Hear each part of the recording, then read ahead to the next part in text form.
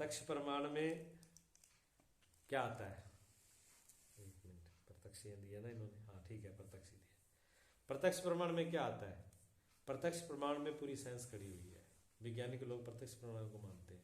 प्रत्यक्ष प्रमाण मैंने जो आंखों से देखा है वही सही है, ठीक है। हमारी आंखों के द्वारा इंद्रियों के, मतलब सिर्फ आंख से नहीं, जितनी भी 5 प्रकार की ज्ञान इंद्रियां, 5 प्रकार की ज्ञान इंद्रियों के द्वारा जो जाना जाता है वो सत्य है, वैसे बोल देते हैं। लेकिन आंखों को विशेष रूप से लिया गया है क्योंकि आंखों से डायरेक्ट दिखता है, इसलिए जो आंखों के द्वारा देखा गया वो सत्य है, उस प्रत्यक्ष प्रमाण को मानते हैं साइंस वाले। लेकिन शास्त्र तो मानता ही मानता है धर्म, लेकिन धर्म ये कहता है कि जरूरी थोड़ी है कि जो अपने आंख से देखा वो सही है। धर्म ये बात भी कहता है और सिद्ध कर देता है। कहते आप इस आंख से तो आकाश नीला दिख रहा है और आकाश नाम पोल का है, खाली जगह का है, तो कहते खाली जगह पे रंग होता है? रंग तो होता नहीं, लेकिन नीला पर दिख रहा है तो आपकी आंखें गड़बड़ है कि नहीं? तो प्रत्यक्ष प्रमाण तो अशुद्ध हो रहा है। आप दोपहर में सड़क के ऊपर चलते हो किनारे पर, तो 2 किलोमीटर तो सड़क पर पानी दिखता है, दिखता है ना, तो प्रत्यक्ष तो पानी दिख रहा है न, तो आंखें तो पानी दिखा रही, तो और पानी होता नहीं है, तो प्रत्यक्ष प्रमाण फेल हो रहा है, ठीक है ना। ऐसे प्रमाणों का बाल की खाल उतारी जाती है। न्याय शास्त्र में तर्क पे तर्क होते हैं, तर्क पे तर्क होते हैं, न्याय शास्त्र है इसी तरीके का, एक से एक तर्क पे तर्क उठाते चले जाएंगे, इसमें ये है। तो प्रत्यक्ष प्रमाण का इतना ही हुआ कि जो आंखों के द्वारा हम देख लें, इंद्रियों के द्वारा देख लें, वो प्रत्यक्ष प्रमाण है। दूसरा प्रमाण इन्होंने लिया गया है अनुमान प्रमाण। अनुमान प्रमाण का क्या मतलब हुआ? अंदाजा लगाना। कैसे अंदाजा लगाना? भी अब ऐसे अंदाजा लगाना जैसे हम अब कमरे में बैठे हैं, बाहर तो बिल्कुल धूप सूर्य निकला हुआ है, लग गया अंदाजा कि मानसून आने वाली है, लग गया? ऐसे नहीं, अनुमान किसी चीज को लेकर के लगाया जाता है। अनुमान के लिए एक का होना जरूरी है, एक पॉइंट का, एक पॉइंट से दूसरे पॉइंट का अनुमान लगाया जाता है। अगर एक भी पॉइंट नहीं है तो दूसरे का अनुमान लगेगा नहीं। कैसे? जैसे यहां से 5 किलोमीटर दूर तक, हम 5 किलोमीटर दूरी पर धुआं निकल रहा है बहुत जोर से, उस धुएं को देख करके आप क्या कहोगे? जी वहां पर आग लगी हुई है। दूसरा कहेगा आपको क्या पता, वो धुआं नहीं दिख रहा। धुएं के अनुमान से अग्नि का प्रमाण। क्यों? जहां जहां धुआं होगा, जहां जहां पर धुआं होगा वहां वहां पर अग्नि होगी, ठीक है। अगर ये बोल दिया जाए जहां जहां अग्नि होगी वहां वहां धुआं होगा, ये सत्य है? कैसे सत्य है? अग्नि होगी, अग्नि जगह जलेगी, हीटर में जलती है, धुआं नहीं होता। हाँ, इस और देख रहे हो ना शब्दों पर, जहां जहां अग्नि होगी वहां धुआं होना अनिवार्य नहीं है। बहुत जगह पर अग्नि होगी लेकिन धुआं नहीं होगा।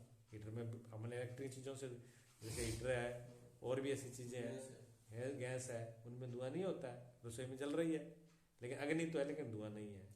लेकिन इससे ये अनुमान है, ये सिद्ध नहीं होगा, लेकिन जहां जहां धुआं होगा वहां अग्नि होगी, ये अनिवार्य है, ये काट्य है, इसको नहीं बदला जा सकता। ऐसा अनुमान होता है। बादल आए तो बादलों को देख के भी तो लग जाता है ना अनुमान, कि बादल इस दिशा से इतना भयंकर ऐसा बादल हो रहा है तो ये होगा, ये अनुमान लगा।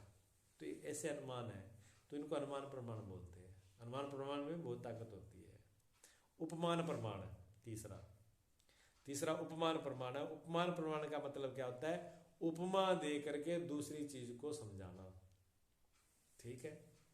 जैसे कहा जी फलाना आदमी है, हमने देखा नहीं सुना नहीं, कि फलाना आदमी, मैंने पूछा जी फलाना आदमी फलाने गांव का कैसा है, आपसे पूछा, आपने कहा ये समझ लो जैसे राजेंद्र है, बिल्कुल ऐसे ही है।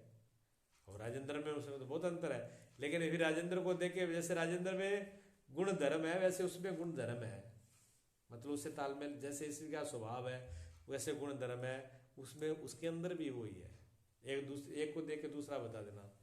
जैसे किसी ने रोज नहीं देखा हुआ नील गाय, शास्त्र में नील गाय कहते हैं रोज को, जिसने रोज या नील गाय नहीं देखी हुई, अब उसको वो पूछे ये नील गाय कैसे होती है, तो आप कहोगे जी ये गाय जैसी होती है, गऊ है, गऊ जैसी होती है।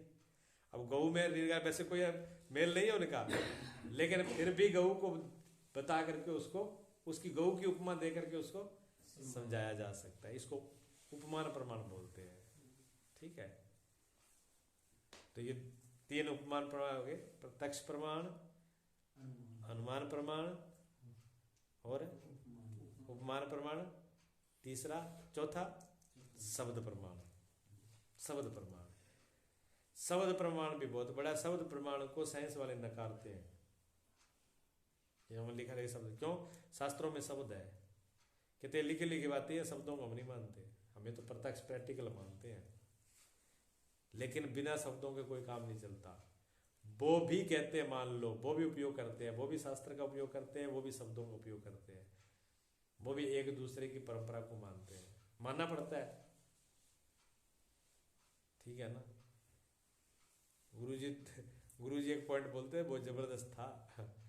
गुरुजी ने हमको बताया, जब छोटे हम थे तो साइंस वाले बात, तो गुरुजी ने कहा साइंस वाले ज्यादा बात करें ना, उनसे एक बात कह देना ज्यादा ही बोले तो, कि क्या, कि अगर तुम शब्द प्रमाण नहीं मानते हो तो तुम महामूर्ख बेवकूफ हो, ऐसे बोलना सीधा उनको। फिर वो पूछेगा कैसे, वो ये बोले आप जब ये बोलोगे भी आप मूर्ख हो, बेकार हो, आपको पता ही नहीं, शब्द प्रमाण को नहीं मानते, तो फिर ये वो पूछेगा कि कैसे, तो फिर आप ये बोलना है कि आप अपने माँ बाप को मानते हो कि नहीं मानते, अपने बाप को मानते हो? वो क्या, बिल्कुल मानता हूँ बाप को। तो अगर बाप को मानता है और शब्द प्रमाण को नहीं मानता तो तू मूर्ख नहीं तो और क्या है? क्या तूने प्रत्यक्ष देखा कि मेरा बाप यही है? तेरी माँ ने तो बताया था शब्द के द्वारा, शब्दों के द्वारा ही तो बताया गया यही तेरा बाप है, तो शब्दों पर भरोसा क्यों किया तुमने? फिर शब्दों पर भरोसा नहीं करना चाहिए, फिर तो अपने बाप को नहीं मानना चाहिए। मैं मेरा बाप का ही नहीं, मैं बिना बाप का हूं, मैं ऐसे मान। तो अब बिना बाप का कोई हो नहीं सकता। अपने को बिना बाप का मानो जा, तो बिना बाप को मानने के लिए तैयार नहीं है, तो वो उसी के शब्दों में बच जाता है। काट्य शब्द है, तर्क है, ये तर्क है, और इस तर्क को काटना मुश्किल है। साइंस वाला कोई नहीं काटेगा इसको सही तरीके से। तो शब्द, हम लोग जो व्यवहार हो रहा है वो शब्द से हो रहा है, शब्द से हमको ज्ञान मिल रहा है। शब्द, शास्त्र भी शब्द है, और भी चीजें, पुस्तकें, जो भी लेन देन सब, अगर शब्द बंद हो जाए तो हमारी भौतिक समाज की क्रियाएं बंद हो जाएंगी। तो ये 4 प्रकार के प्रमाण है। ठीक है, बोलिए सतगुरुदेव।